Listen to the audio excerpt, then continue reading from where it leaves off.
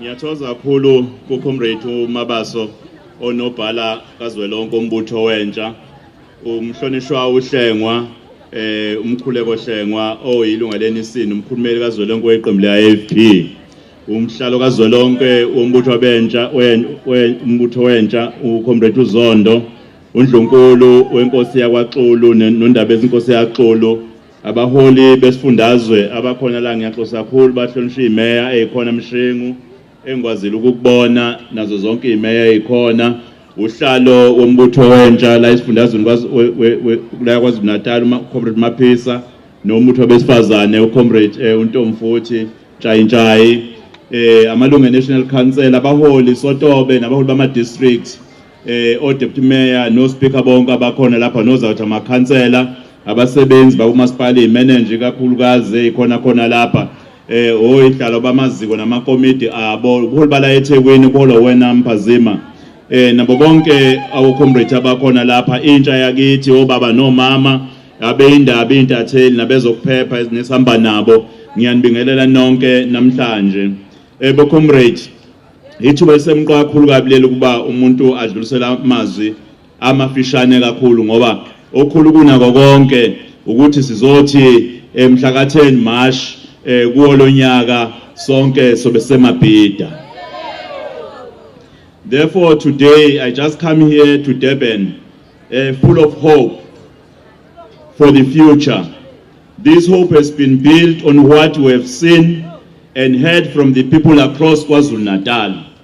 They have told us through their votes and through their voices that change must come to KwaZulu-Natal.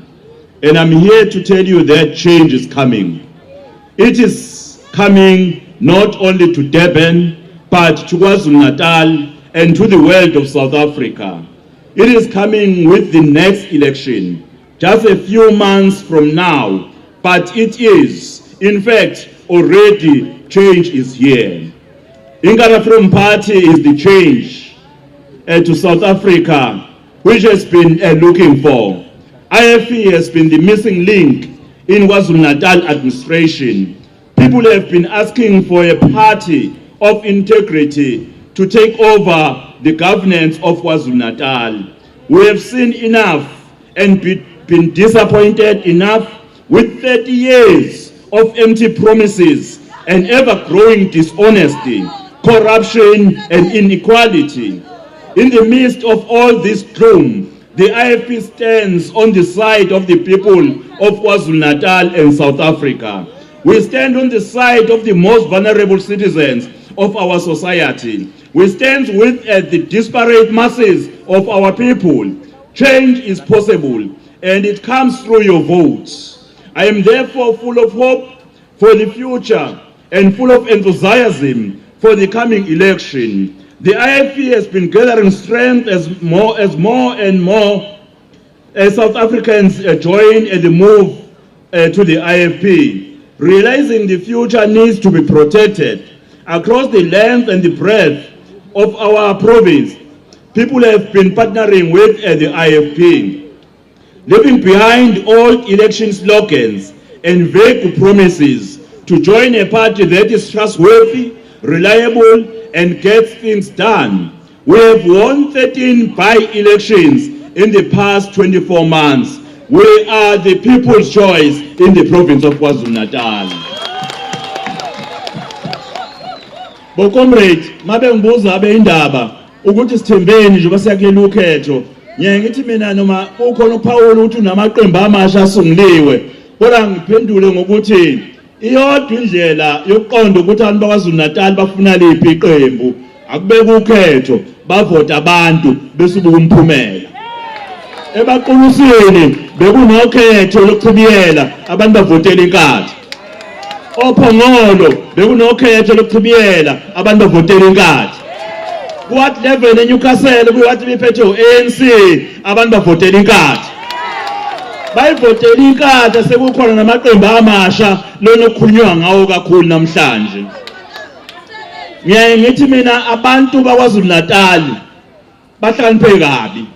Abantu bakwaZulu-Natal sebebekezela isikhathi eside kodwa njengamanje they are certain ukuthi bafunani ngalolu khetho siyakulona.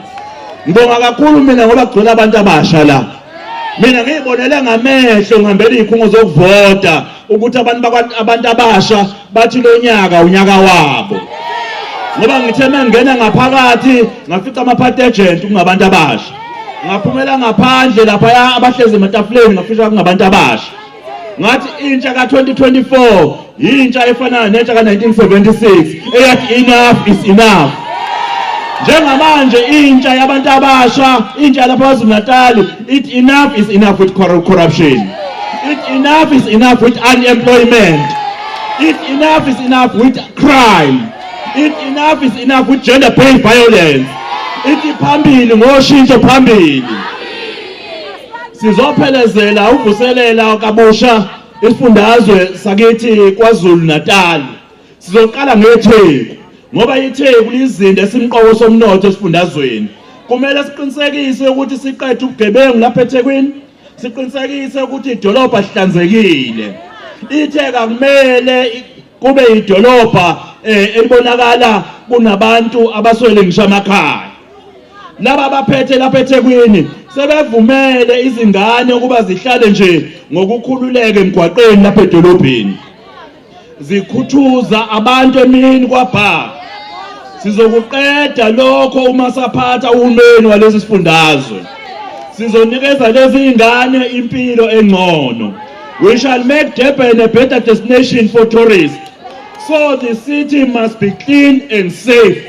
Akumele kube nama-flags lapho kugcwele khona idakamizwa nokushushumiswa kwabesifazane nezingane. Durban shall be the pride of this province. We shall urgently stop corruption here in Durban. The money swallowed up by corruption in Durban and at provincial government is the very same money snatched away from the poorest of the poor, which daily strangles millions of South Africans as the underlying cause of social strife and disease in our society. Although abject poverty is largely confined to the rural areas, it remains ever present in urban environments. Durban and Pietermaritzburg in our province.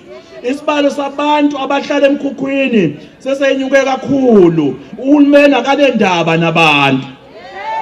Sizobuyisa isithunzi somuntu ompisholo ngokuthi sakhe indawo ehlelekile eziyokwenza abantu bahlale ngokunethezeka nemndeni yabo.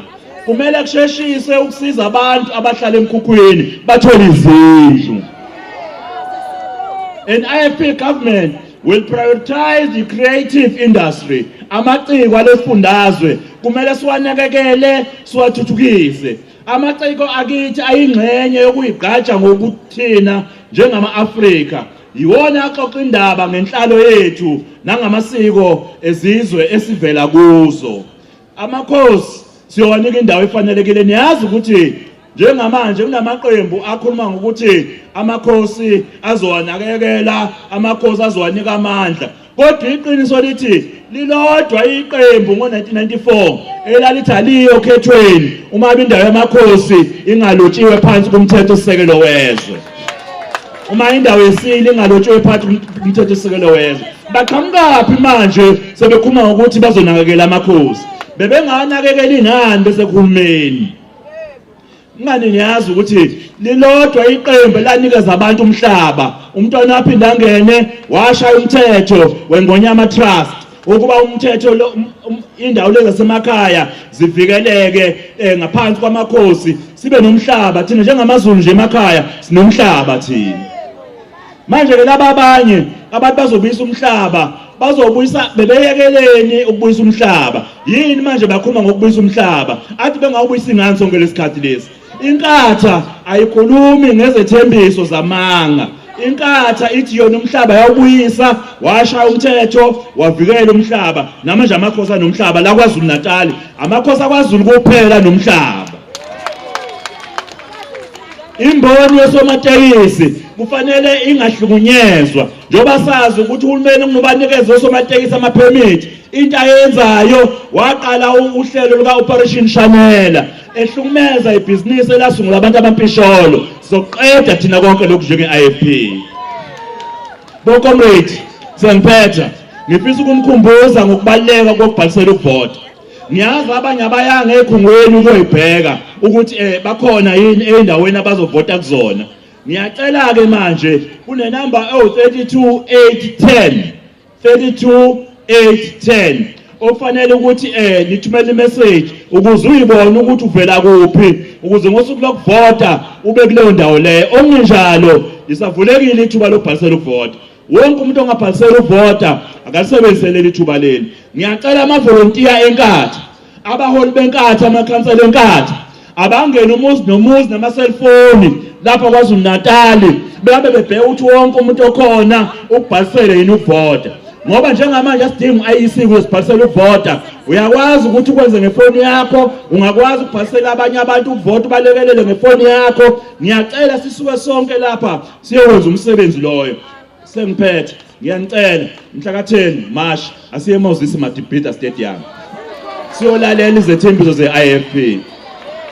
Nginqa abangani bakho, nginqa abazali bakho, nginqa unkosikazi wakho nomkhwena wakho nomathandana wakho naye wonke umuntu osondelene naye ukuthi inkatha iyogcwalisa iMabhida. Sebeyile abanye bazama, bazoya abanye bazama.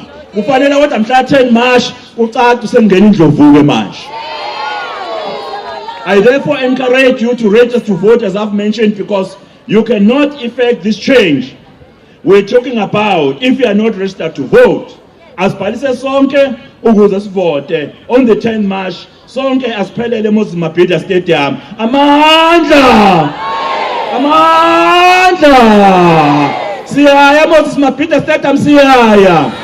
Iyogcwala iMoses Mabhida iyogcwala. Jikelele, jikelele.